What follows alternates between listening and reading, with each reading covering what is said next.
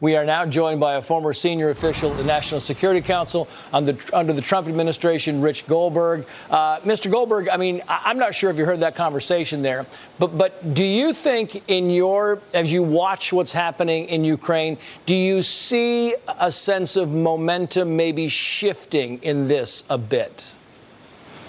Well, I think we are still just a few days into this conflict, and the Ukrainians have obviously shown immense courage. And they have really just willed the world to bring support to their side. Remember, the Biden administration was very slow in response originally. We had that terrible press conference of the president saying that basically Putin could go in and invade Ukraine. Mm-hmm. The administration had to clean that up for a couple of weeks with our allies. They didn't want to send lethal weapons for several days after the fighting started. They have been very slow to provide real-time intelligence to the Ukrainians. But still, they are holding out to this day. But we are getting reports that they need more ammo, they need more resupply, mm-hmm. they need more intelligence as the Russians continue their invasion. And if you were advising President Biden, Rich, what would you say? I mean, what is priority one right now for him to maybe say tomorrow night or do tomorrow prior to the speech? Well, I think there's an opportunity here for President Biden to reverse some of his policies. I don't think we will see that happen. But obviously, his energy policies have been disastrous for our national security and for our domestic economy.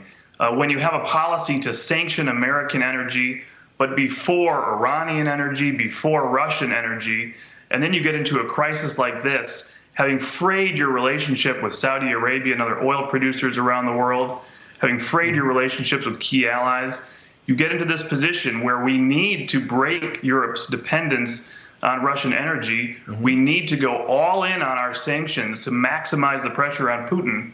We haven't done that yet. I'd like to hear the president lay out a plan for increasing pressure on President Putin, mm-hmm. On the Russian oligarchs around him, strangleholding the Russian economy further than what we've done already. And also pledging continued support to the Ukrainian military, to the Ukrainian government. Even if that should fall, that we would continue to support Ukraine in the days ahead. When you say all in, I'm wondering, Rich, do you also mention the fact that we get 15 million barrels of oil from the Russians every month? And would that stop? I mean, we would tell the president to come out tomorrow night and say, we are not taking another drop of oil or gas from Russia until they pull all of their weapons out of Ukraine. Well, I think it's important to remember that right now, the Central Bank of Russia is not actually designated for sanctions by the United States. It is not on Treasury's sanctions list. Neither is Sberbank, one of the largest banks in Russia. We need to have a full designation of the central bank.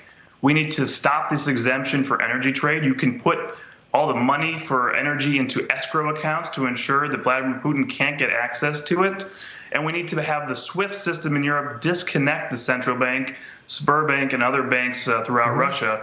We are not all in on our pressure to date. We can be.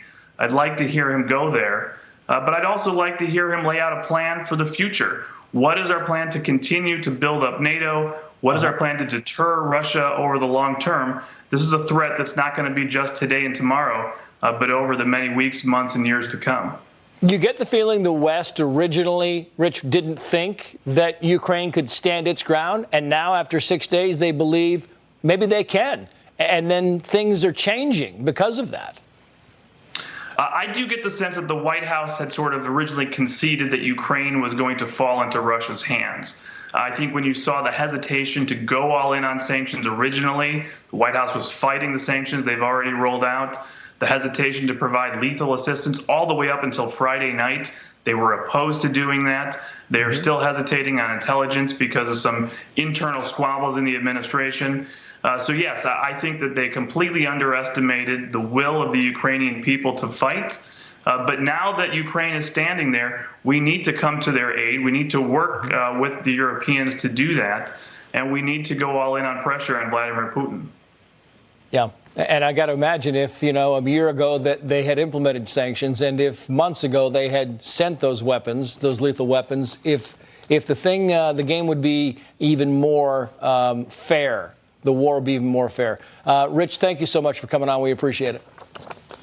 Thanks for having me, Trace. And when we